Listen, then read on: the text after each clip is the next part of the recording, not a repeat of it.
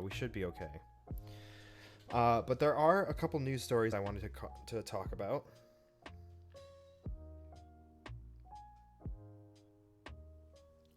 So I'm going to pull that page up.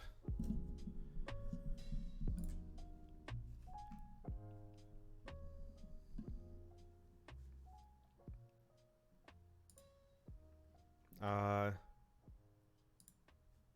have a news stories page. Whoops.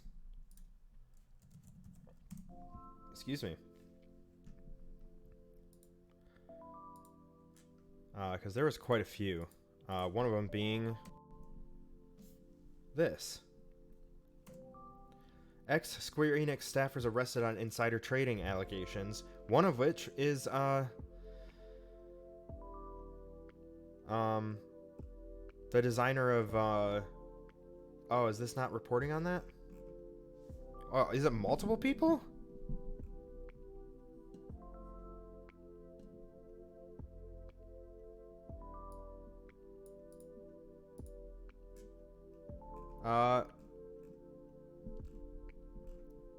Two former Square Enix employees have been arrested on accusations of insider trading. As reported by VGC, per Automation, the pair acquired stock in Japanese game studio Aiming before it announced that it's working on a new Dragon Quest title. It's believed that the duo used their information to purchase stock to eventually sell it at a higher value. Square Enix released a statement which via Google Translate said, "Currently, an investigation by the Tokyo District Public Prosecutor's Office is underway, and we will fully cooperate with the investigation to clarify the facts. We sincerely regret that this situation has caused great concern to everyone involved. We are taking strict measures against this incident, including disciplinary action against the former employee." Additionally, the gaming firm explained that it will strengthen its in-house training to prevent this from happening again. And among those was Yuji Naka. Oh, wait a minute. Wait, this is a completely different incident.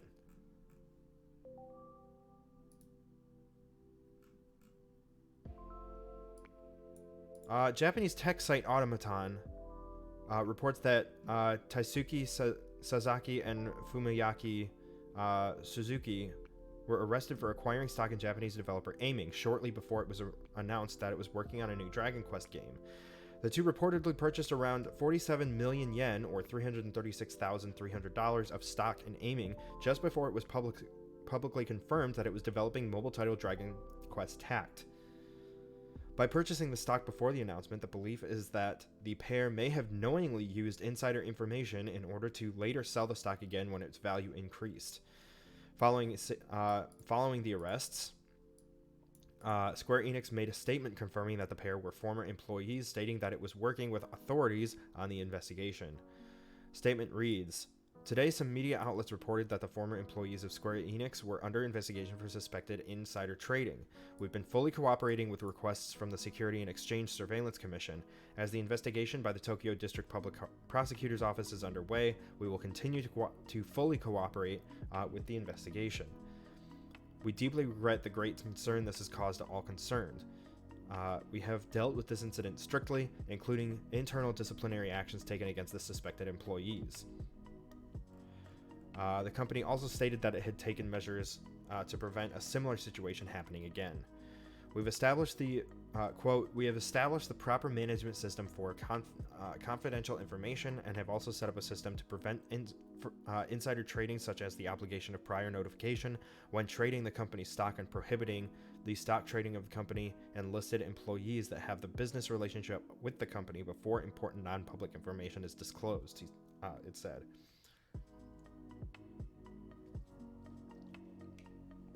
Damn.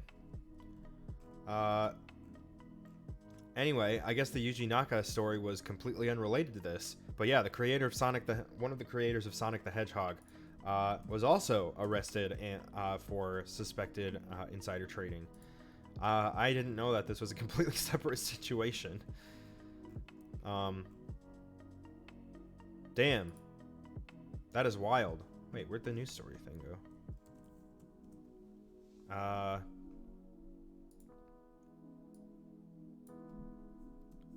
Yeah, anyway, don't do that. There was a situation Before I started working at Deep Silver Volition, when they were owned by THQ Nordic, which I believe is who Embracer is now. Don't quote me on that.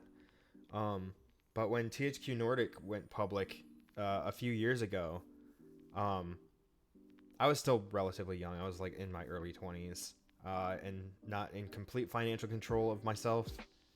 My parents still oversaw a lot of my finances at the time.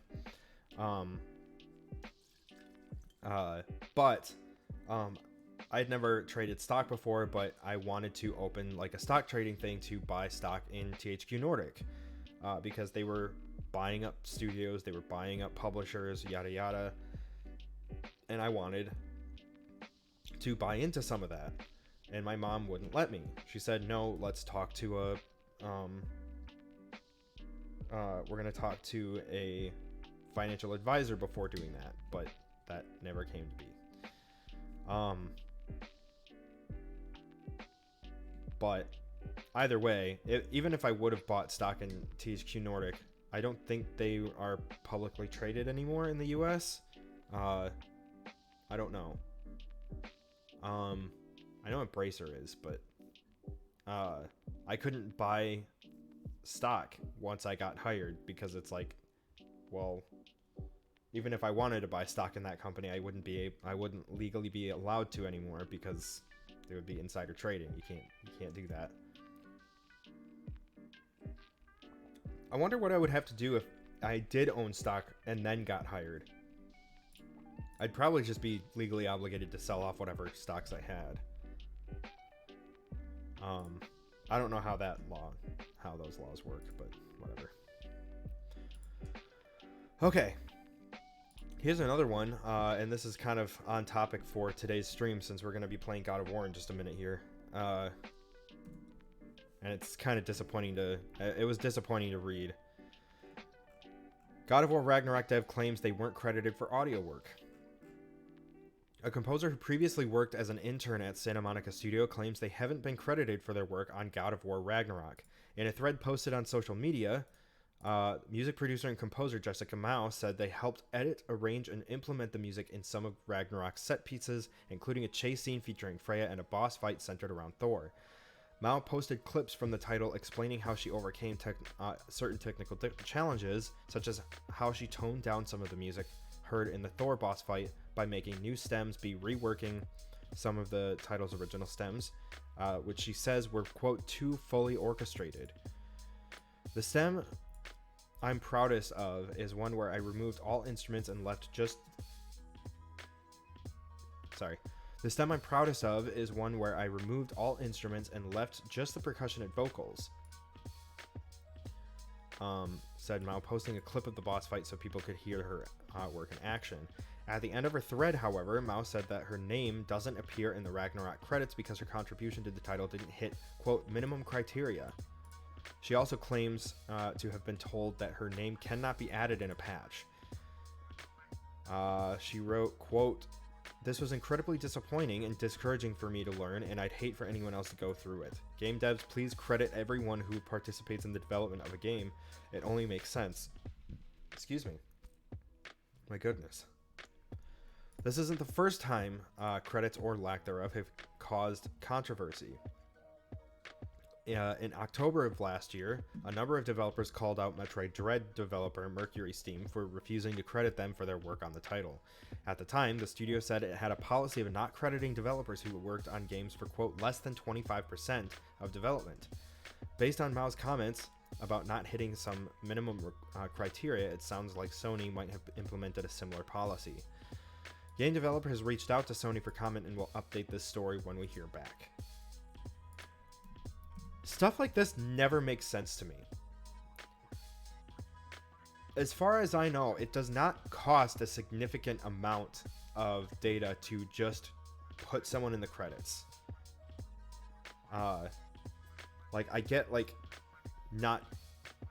I don't understand how that all works, but I don't see why there should be any reason to remove someone from credits. If they helped work on the development of a game or a product or a project or a product, whatever, if they put in some kind of contribution, why not give credit where it's due? I'm sure there's some reason behind it, but I'm curious to know what that actually is. Because I remember that this debate happened. I don't remember all of the details about it, but I know that whole controversy happened and caused a stir up on game dev Twitter or game industry Twitter about crediting developers who only had a contract on a project. Where even like the terms of the contract don't hit that criteria, and so you work this contract, but then you don't have any credit in the game. It doesn't make any sense to me. Like, how much? Yeah, I just don't understand why that's a thing. Like, why would you not credit them? But yeah, this kind of.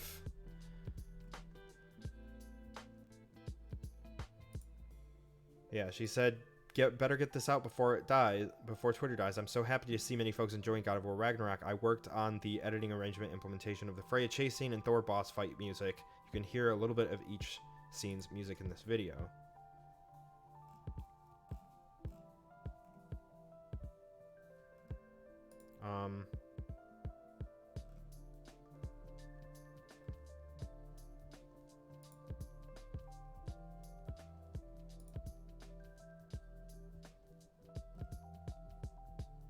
Sorry, I'm just looking at her tweets and some of the replies. Whoop. Article seems to say I was the music producer. I need to find a way to contact the author to get that corrected. What exactly did you do? Arranged music for the scenes.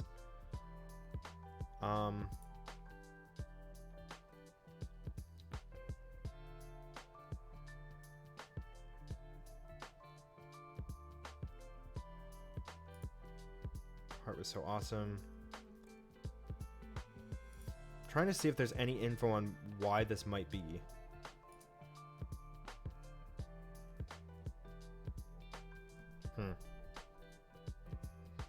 I don't think there was any news about this, or any updates on it. Credit everyone who works on your game. There's no excuse. Blah,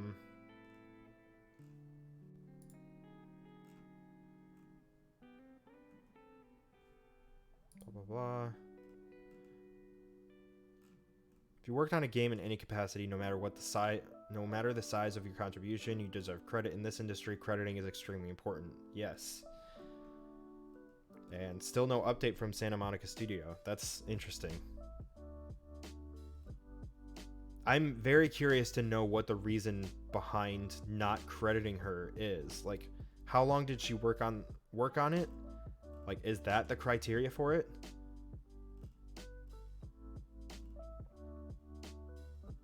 I've been seeing some misinformation regarding my role at SMS. To clarify, I was a music production intern, not a full music producer, and worked full-time at Santa Monica Studio in the summer of 2021 from June to August.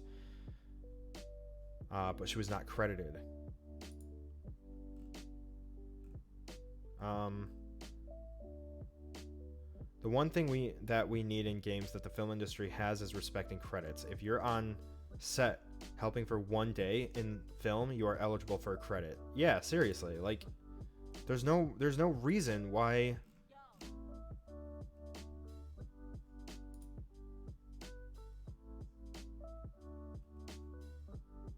Was your sense of entitlement and privilege? It's no. Wow. What a jackass. Twitter ain't going nowhere. If anything, it's going to grow unbelievably. What the fuck does that have to do with anything?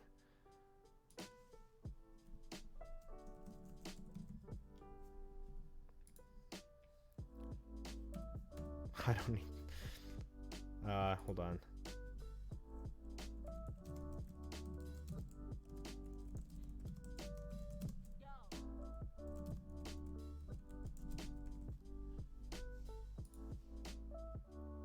I shouldn't comment on that.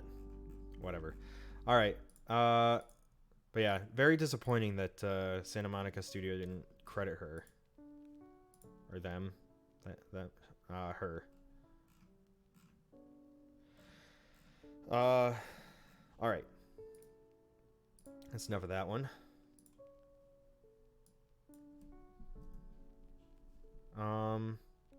What's another one? Oh, this one was really cool. And they're not the only country that does it. Tax credit to support game development launches in Ireland. Excuse me. Companies in the country can claim 32% of their design, production, and testing costs back. The tax credit for digital games was unveiled in Ireland today, I guess today. A new option for developers in the country to subsidize costs. The relief is a refundable corporation tax credit that lets eligible companies claim back 32% of the costs incurred on a digital game's design, production, and testing. Companies can claim up to a maximum limit of 25 million euros per project, with a minimum spend of 100,000 euros. The tax was launched and backed by Ireland's Minister for Finance, Paschal Donohoe, and Minister for Tourism, Culture, Arts, Gaeltacht, Sports and Media, Catherine Martin. She said,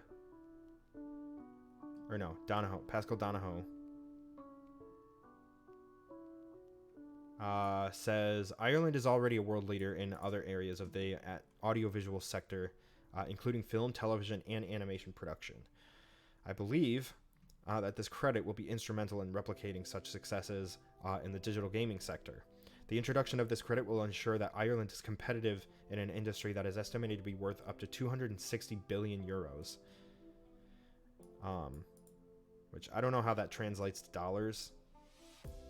But I think that's pretty close to the number that we were reading about last year.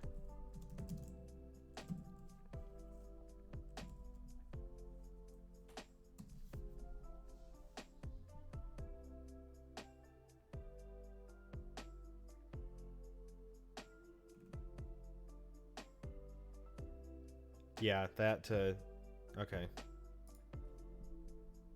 So about $266 billion. And I believe, whoops.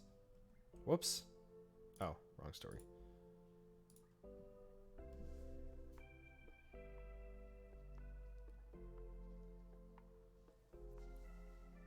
I don't know, maybe I didn't do that math right. Whatever.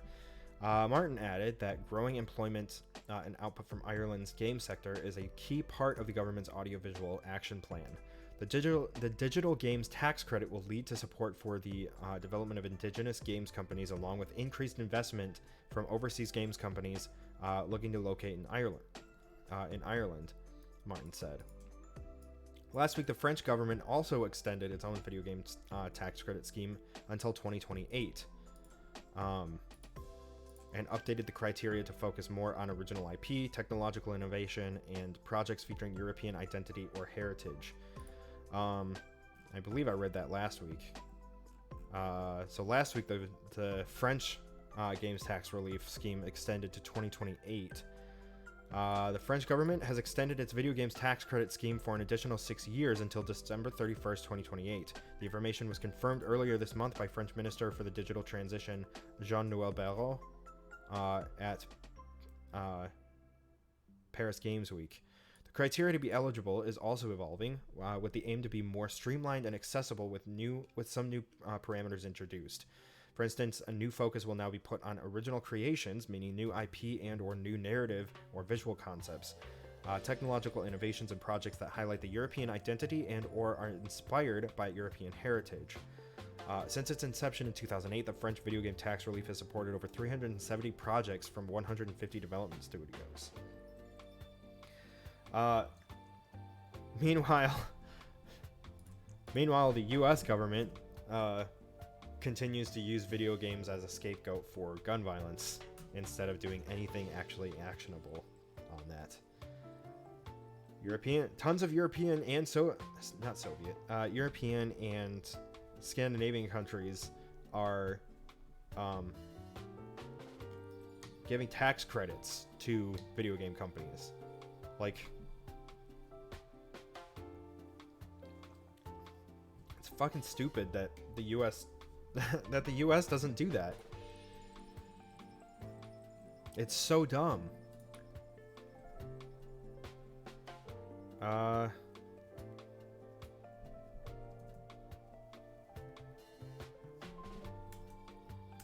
Oh, this one was funny. Hold on.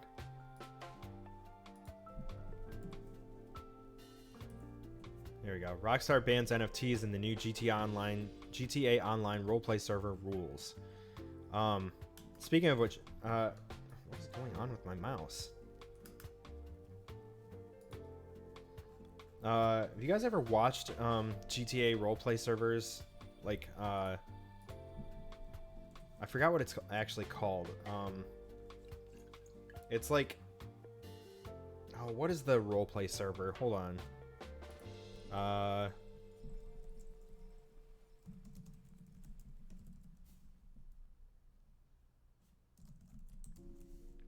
Is it 5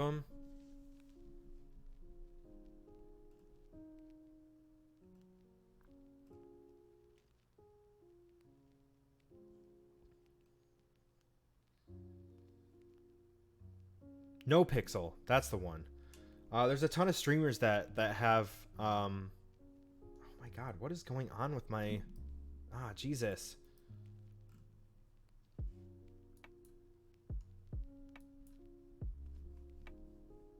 There we go.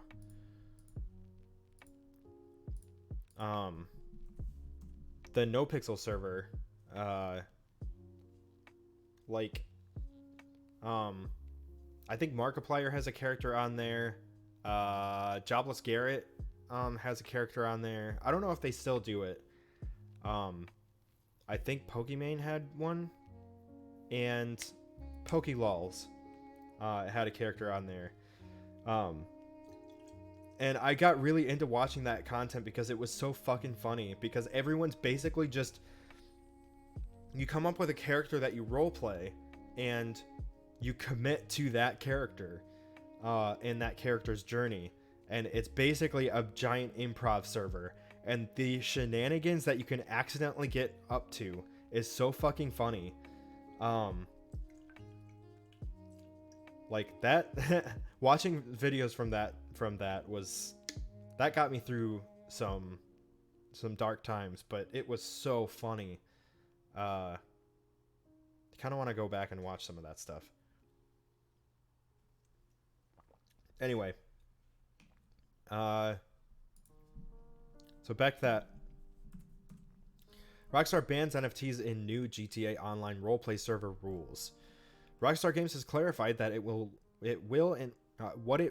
and won't allow Grand Theft Auto Online players to do on roleplay servers. On Friday, the developer posted a new statement to its support page, confirming that third-party roleplay servers in which players choose to immerse themselves in the role of someone living in the game world, behaving like a police officer or taxi driver, for example, are permitted. The company wrote, Rockstar Games has always believed in reasonable fan creativity and wants creators to showcase their passion for our games. Third-party roleplay servers are an extension of the rich array of community-created experiences within Grand Theft Auto that we hope will continue to thrive in a safe and friendly way for many years to come. However, the company said that under publisher Take-Two's legal enforcement policy, some actions and behavior will not be allowed. One section covered what Rockstar referred to as commercial exploitation. Players are not permitted to sell loot boxes for real-world currency or GTA's virtual money, sell other virtual currencies, or integrate cryptocurrencies and crypt assets such as NFTs. Players are also not allowed to generate revenue from their servers via in-game integrations or corporate sponsorships. Both Rockstar and Take-Two will also clamp down on misuse of Rockstar's intellectual property and trademarks, importing and misusing other IP, including characters owned by other companies, real-world brands, trademarks, and even music, making new games, stories, missions, or maps for GTA Online, and interfering with the official multiplayer servers and online services that Rockstar operates, including GTA Online and Red Dead Online. The company concluded this is not a license, and it does not constitute endorsement, approval, or authorization of any third-party project. Take-Two reserves the right to object to any third-party project or to revise, revoke, and/or withdraw this statement at any time in their own discretion. This statement does not constitute a waiver of any rights that Take-Two may have with respect to third-party projects. Rockstar is not the first to take a stance against the use of NFTs around its games. Back in July, Mojang stated players are forbidden from integrating NFTs and blockchain technologies into Minecraft. Meanwhile, Epic Games CEO Tim Sweeney spoke out on Twitter against people creating unofficial Fortnite NFTs around his company's popular Battle Royale game. However, Epic is not entirely against the technology, allowing developers to sell games that use NFTs on its Epic Games Store, unlike main rival Steam. Yeah, that's a topic for another day.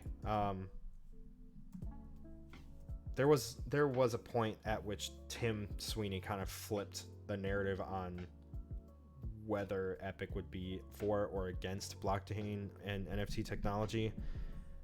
And it was basically, once Steam said no to NFTs, Epic all of a sudden was like, we're not going to say, it's not going to be a hard no on it. They could have been planning that for a while, but I don't know. That's a conversation for another day. Yeah, so NFTs are not allowed in GTA Online, which is good for them. Don't fucking do that. NFTs are a fucking scam.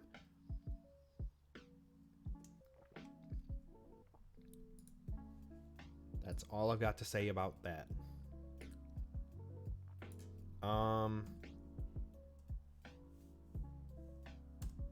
Whoops.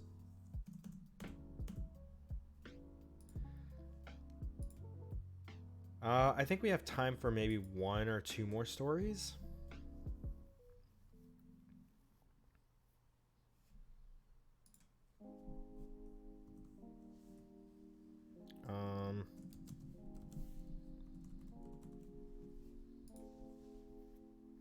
Whoops. No, that is the 21st. So I'm just dating these.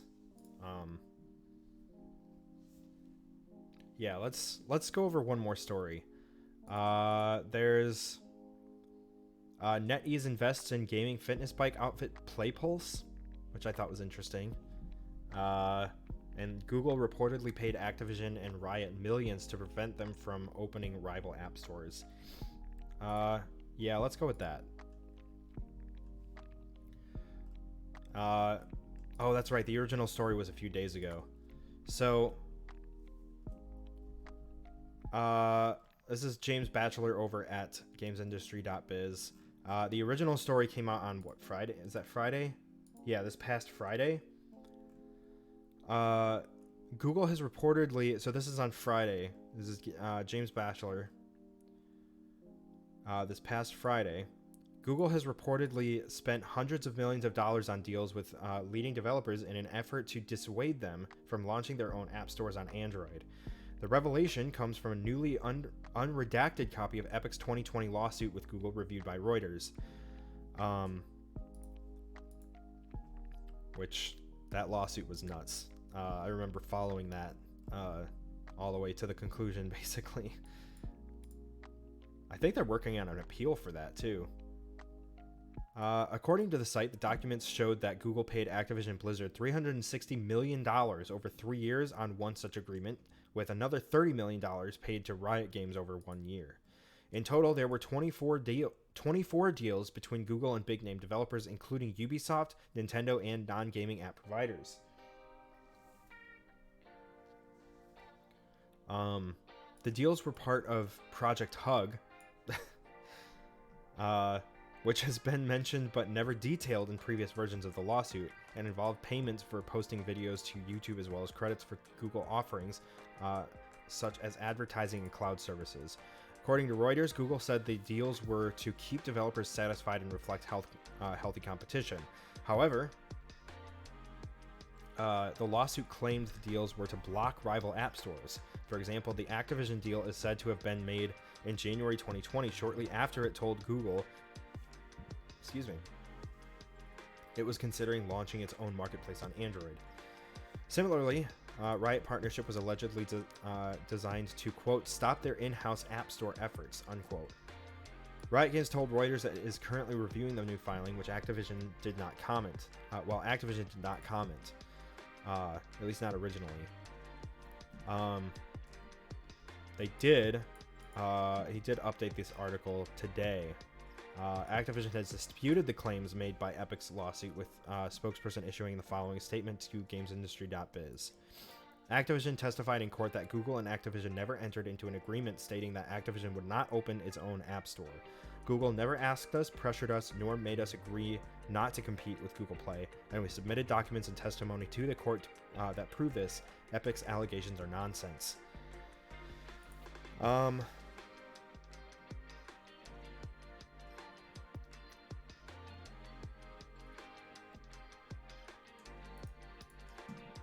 I don't know if that's true or not.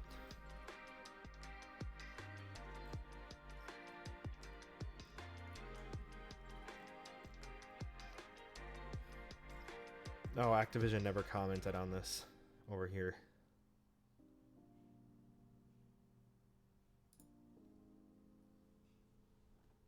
Oh well. Anyway. But yeah, that's kind of more on the what came of the Epic versus Google. No, not Epic versus Google. Epic versus Apple. And Google, from a couple years ago. Where did we leave off? Epic's lawsuit against Google was originally filed after the letter removed Fortnite from its Play Store, an action it took after Epic Games circumvented rules regarding payment and allowed players to buy virtual currency directly from that developer, avoiding Google's 30% cut. Google countersued, and the two are due to face each other in court in various jurisdictions, including the US, UK, and Australia. That's right, that's still supposed to happen soon. Much of the focus, however, has been on Epic's near-identical dispute with Apple. The Fortnite firm lost all but one of its arguments against Apple following a California trial in May 2021. Both parties are currently facing the appeals court as they each try to amend the judge's ruling. Yeah, so that shit's still happening. I don't really have anything extra to say about that. It just seems... it's just really hard to believe Activision, when they testified in court that... what was the statement? Activision testified in court that Google and Activision never entered into an agreement stating that Activision would not open its own app store. So does that mean that legally they could, if they wanted to? If they never actually entered an agreement that stated that Activision would not open its own app store, then they wouldn't be breaking any contracts with Google. Or whatever that would be. Yeah, I don't know. Whatever. Those were a handful of stories that I read today. I thought those were interesting. There were a couple more, like Bob Iger returning as the CEO of Disney for the next 2 years, and Chapek being fired, and then that fitness spike. But if it's a slow news day tomorrow, then maybe we'll just do that. Okay. I am going to go ahead and take a quick break to get the PlayStation set up, and we're going to continue God of War.